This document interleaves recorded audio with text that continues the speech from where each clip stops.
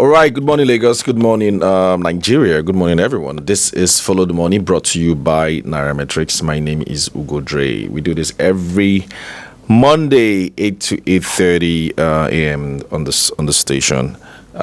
This is a purely capital markets show where we essentially look at the Nigerian equities and how they've done the week before, and we also often look at fixed income securities as well. Anything that has to do with investing and making your money work for you. Whoa, it's been a very busy week so far. It is the earnings blitzer. Yep, earnings blitzer essentially is when you have a lot of stocks releasing their results or companies pushing out numbers. It is officially the earnings season and it started a couple of weeks ago, and there's been a flurry of results out there. You want to pay attention to these numbers because it probably determines whether your investments are going to go up or down, particularly in the equities market. I'm sure you do have portfolios that include stocks. And even if you don't know what they are, you probably have investment managers that are managing some of your portfolios or your investments, and you want to check whether these stocks are doing very well, at least on a fundamental level. And the only way you measure fundamental levels is through their results. And so it was a busy week, but we're going to get to results in a bit. Before that, what is going on globally? Donald Trump was straight out of the blocks yesterday with a massive tariff imposed on. The funny thing is that the tariff was imposed on 3 of its major trading partners. It wasn't just like he was imposing this tariff on enemies. It was 3 major trading partners, and that is Canada, Mexico, and China. And he had warned that he was going to do this. Now he's done it. I kind of think that, one of the reasons why Trump did this was to send a loud and clear message to everyone around the world that is a new kid on the block. Well, not necessarily a new kid, but a king is now on the block. And so when he says he's going to do something, he's gonna do it. So I guess maybe that's the message that he's trying to pass out there, that don't try me, I'm gonna do it. Now, what's interesting is Nigeria is not affected in any, well, at least directly, but there's an article on Nairametrics. You might want to check it. Nigeria is one of the 48 to 50 or so countries that the U.S. runs a trade deficit with. What that means is that Nigeria runs a trade surplus with the United States. We do export in terms of value more than we import from them. In fact, last year's data was around $9 billion or so in terms of total trade between Nigeria and the US, and that was like in the first 9 months. And so but that that whole trade skewed in favor of Nigeria at about $5 billion in terms of exports, and about 3 point something billion dollars in terms of import from the US. So I don't know, are we going to be a target at some point? Because Trump has said he's not really keen on renewing AGOA, which is that African Growth Opportunities Act that was enacted under the Bush administration, which allows exports from Africa to the US to be at a next to zero tariff. But Trump is not really keen on that. And even if he wanted to, be rest assured that it's going to be on different terms. And with Nigeria running a trade deficit against the US, or a trade surplus in favor of Nigeria against the US, I don't know what's going to happen. Anyway, what we do know is that global markets have reacted to this, and stocks globally are down. The Canadian currency fell to its lowest in years, in multi-decades yesterday. And Mexican currency as well dropped as well. The yuan slid slightly. And of course, that's the Chinese currency, has like 2 currencies. The one that trades mainland China and the one that they use globally. The one that they use globally also fell slightly over the weekend. Meanwhile, the US dollar was stronger. And so that's a bit of a concern. If the US dollar is stronger, what happens to the Naira? Because we all know the Naira gained massively last week. So we're all happy that we saw the exchange rate, tilting to about 1610 or 1615 at the parallel market. And projections were that it could probably even fall below the 16 level today or this week. But with a stronger dollar, it kind of seems like most global currencies are going to weaken against a stronger dollar. That's what tends to happen when you have massive tariff impositions like this. So that's something we're going to be watching. And if you want to, follow and see what this means for you and for the Nigerian economy and for the African economy, you might want to check NMTV, Nairametrics TV, where we give you up-to-date breakdowns at your own pace. Everything is on demand these days. You can just go there and just watch whenever you want, and you can see all expert analysis. I do have one particular analysis that I did on why I think the Naira could be strong this year. You want to check that as well. Of course, there's another important show you don't want to miss, Drinks and Mics, where we do analyze several things. We talked about was it DeepSeek? Yeah, we talked about DeepSeek as well. We talked about potential Trump tariffs. We talked about Nigeria's exchange rate as well. So several things going on.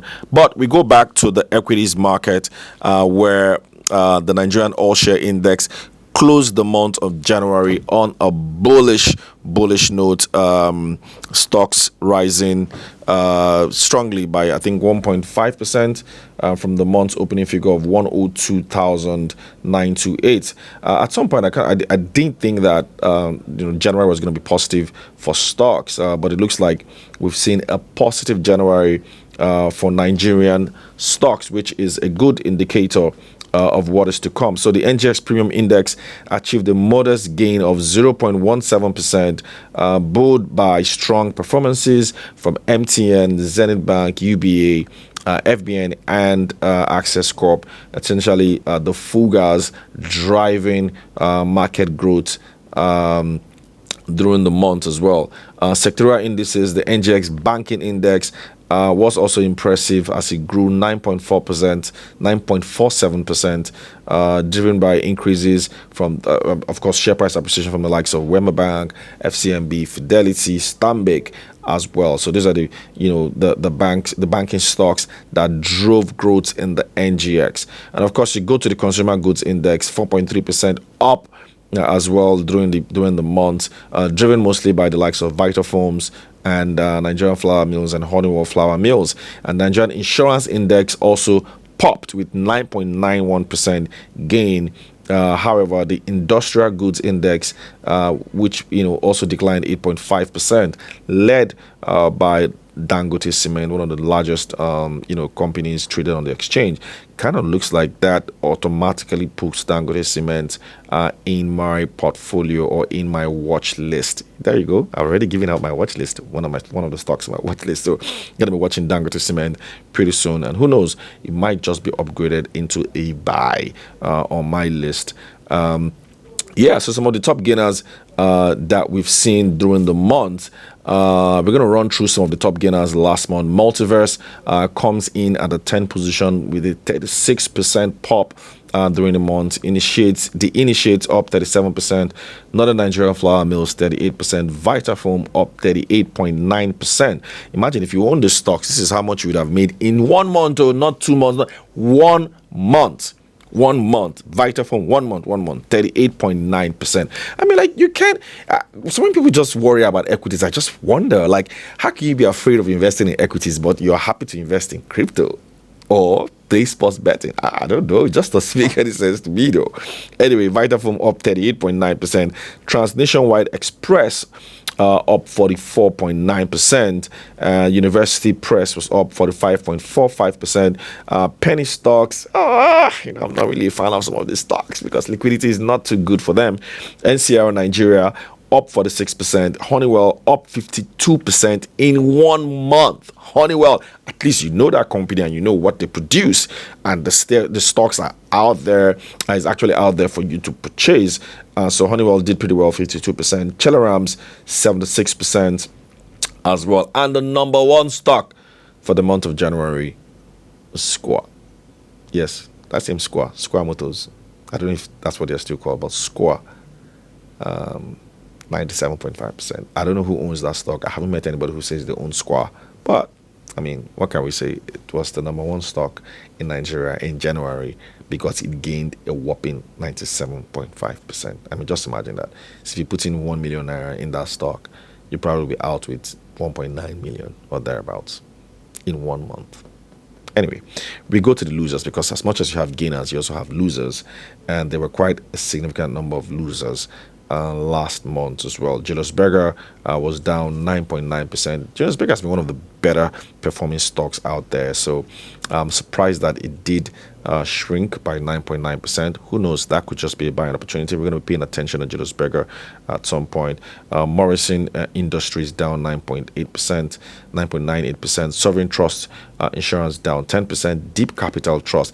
I don't know where that company showed up from, because it's been one of the oldest companies on the, at least it used to be very popular in the early 2000s on the exchange, but somehow they're just still there.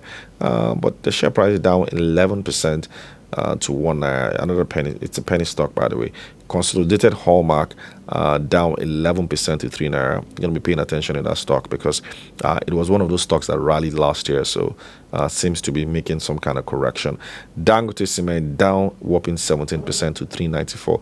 Let's remember, Dangote Cement at some point last year raced on to about 600 plus naira, so it's almost halved since then. So we're tracking it, though. We're tracking it closely because it looks like I said, it's getting into a buy territory, currently right up there in my watch list. Now, by the way, we do have Follow the Money watch list. In case you want to subscribe, just let us know. We're going to be pushing out links very soon where you can subscribe and see stocks that are on our watch list and stocks that are on our buy list. We do cover Nigerian equities as well as US equities. Of course, buyer beware. You want to be sure of what you are always investing in. We move on. Veritas Capital down whopping 21%.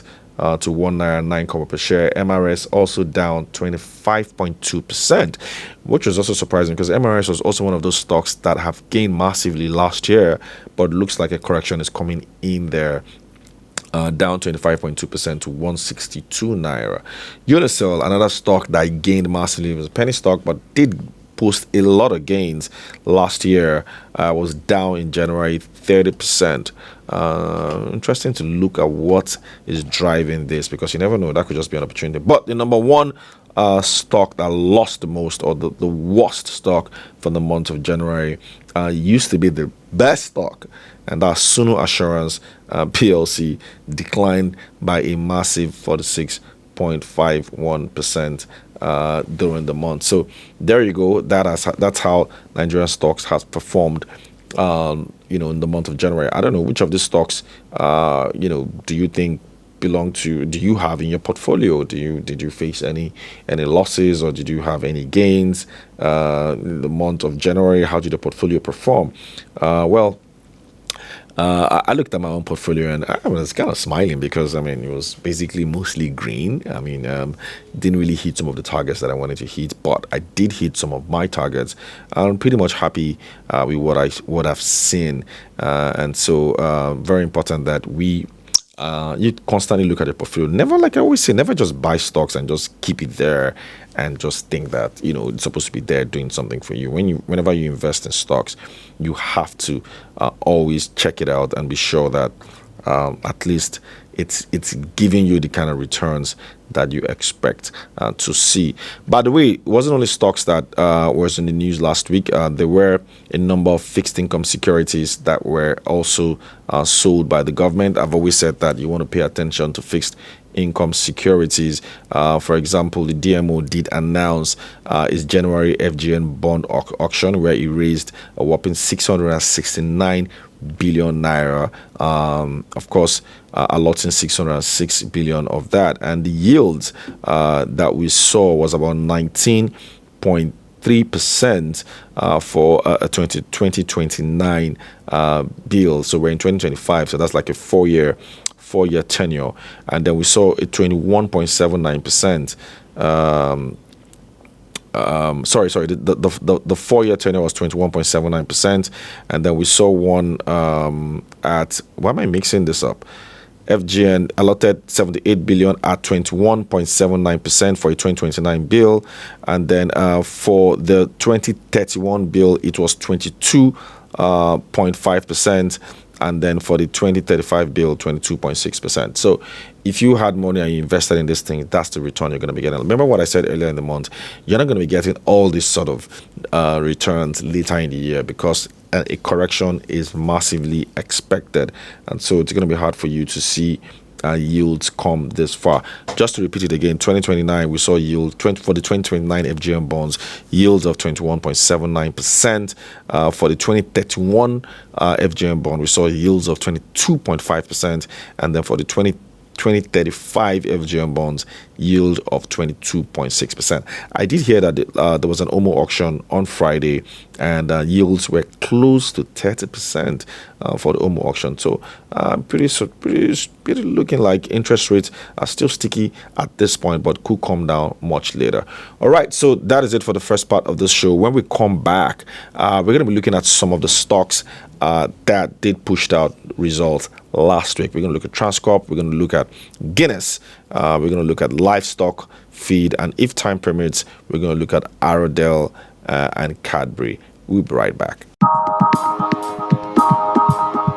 All right, we're back. This is Follow the Money, brought to you by Nairametrics. My name is Ugo Dre. We do this every Monday, 8 to 8:30. You can get the recorded version of this show on our YouTube channel, NMTV, Nairametrics TV. You might want to go there. If you haven't subscribed, subscribe already. A whole lot of interesting business and finance related content for you to chew on.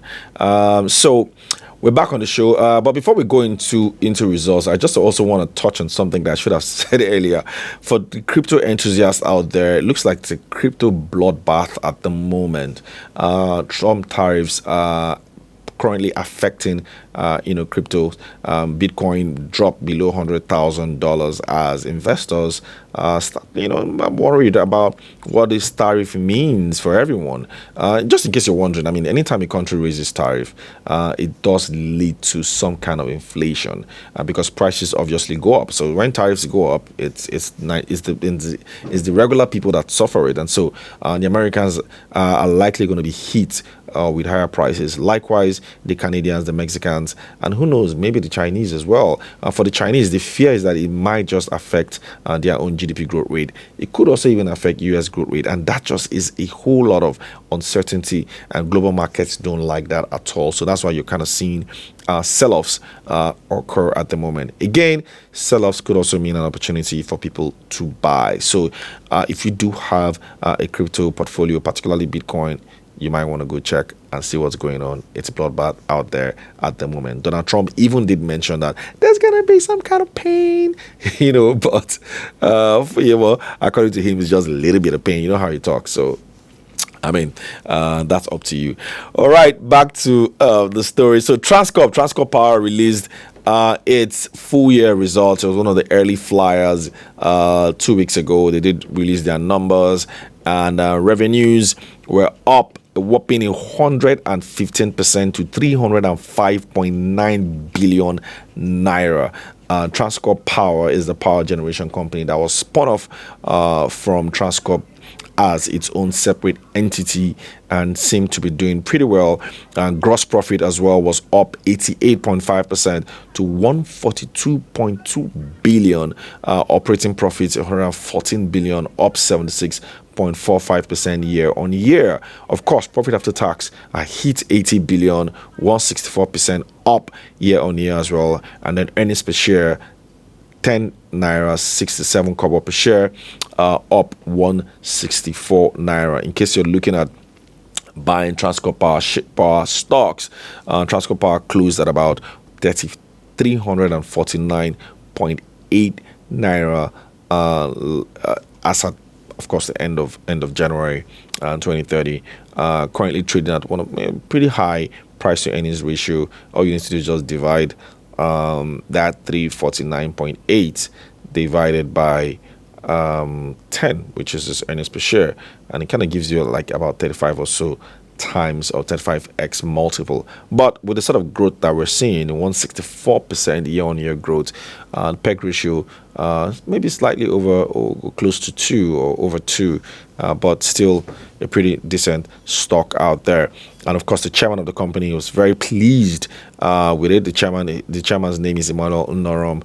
Very pleased with what he's saying, with the numbers, and very upbeat that they would continue to grow as the power sector, in quotes, improves. I don't know whether they're going to improve though, but pretty interesting numbers there from Transcorp Power. When we move on to Guinness, Guinness released its third quarter results. So Guinness year end is June 30th. So first quarter for Guinness is really between July, August, and September, and then its second quarter is usually July, August, September, and then the second quarter would be ending in December. So they did release their Q2 numbers, I beg your pardon, not Q2 numbers, revealing a pre-tax profit of 20 billion for the period ended December 31, 2024.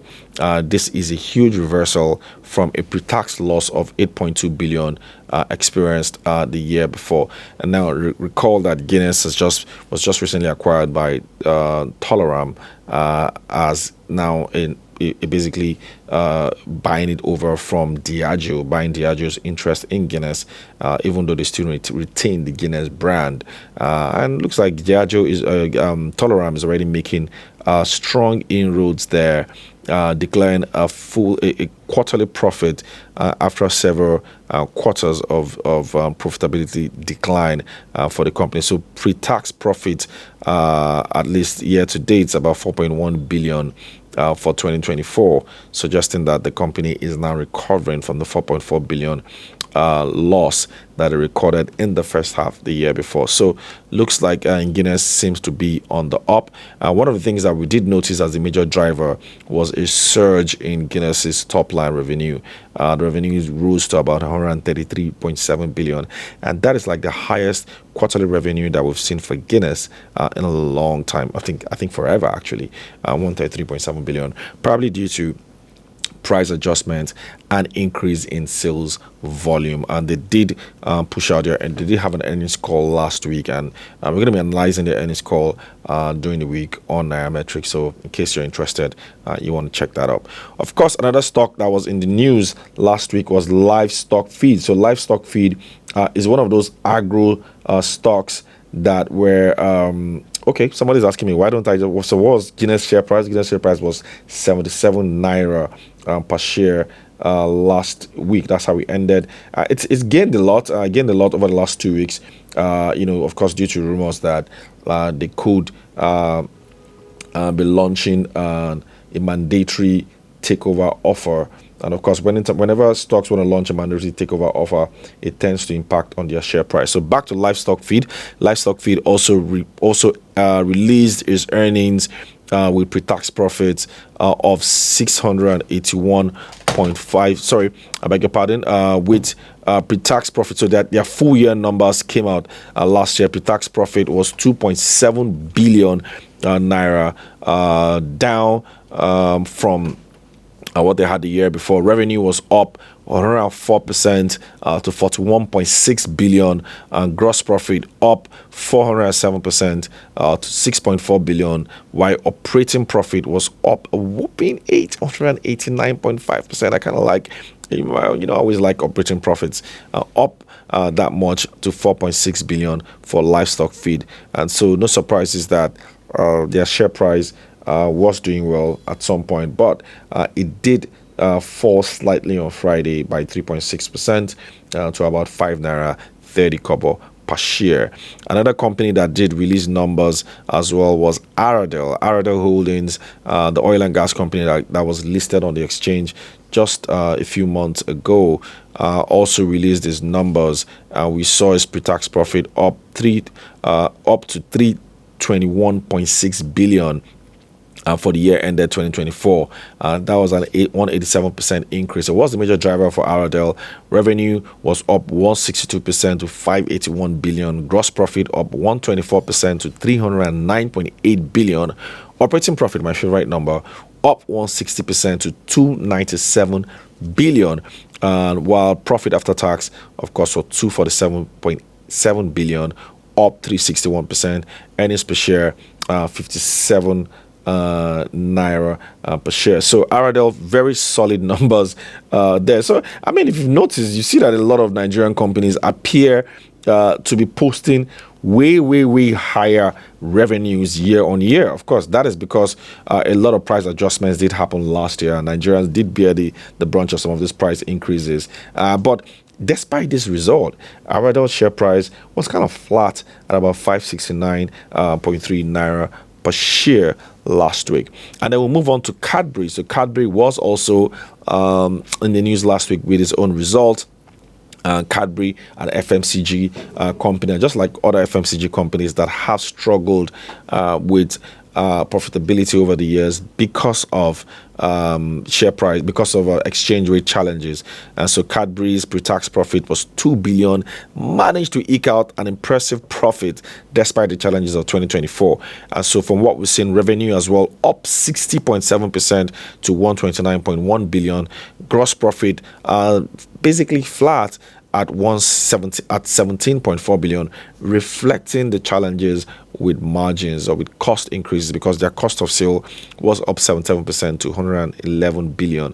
And they did earn 1.5 billion in other incomes, and then operating profit was about 6.4 billion, down 18%. Nevertheless, the company managed to post a pre-tax profit for the year, 14.8 billion. Remember, pre-tax profit for the quarter was 2 billion. That's fourth quarter of 2024. But the full year pre-tax profit was 14.8 billion for Cadbury.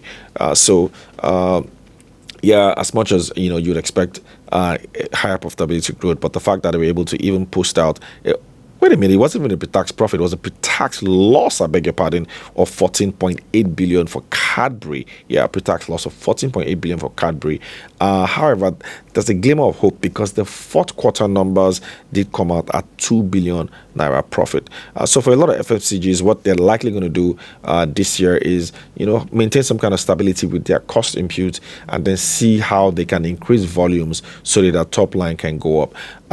We're able to run through all the numbers. Expect a bit more. You want to check me out on Follow the Money results blitzer later this week. I'm going to be pushing out a whole lot of analysis of some of the numbers that we've seen. We do also have another show called In Good Company, where we're going to be analyzing some other results as well. That's what you get at Nairametrics, fully covering the Nigerian economy and the Nigerian financial space so that we can continue to create wealth for you through information. This has been Follow the Money, brought to you by Nairametrics. We do this every Monday, 8 to 8:30. I remain Ugudre. Until we see you again next week, do have a profitable week ahead. Goodbye.